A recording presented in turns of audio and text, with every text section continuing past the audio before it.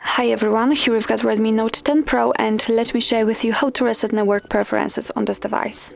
So first of all we have to find and open the settings, and now let's scroll in order to find connection and sharing. Now we have to scroll down to the very bottom, and as you can see here we've got the option we're looking for, so simply tap on it and your device is telling you that it will reset all network settings including Wi-Fi, mobile data and Bluetooth. So if you're ready, just tap on reset settings. Your device will ask you again if you really want to do it, because you won't be able to undo this action, so let's tap on OK simply. And let's wait a second, because we should see the information that the network settings have been reset successfully. So actually that's all. This is how to reset network preferences in your Redmi Note 10 Pro.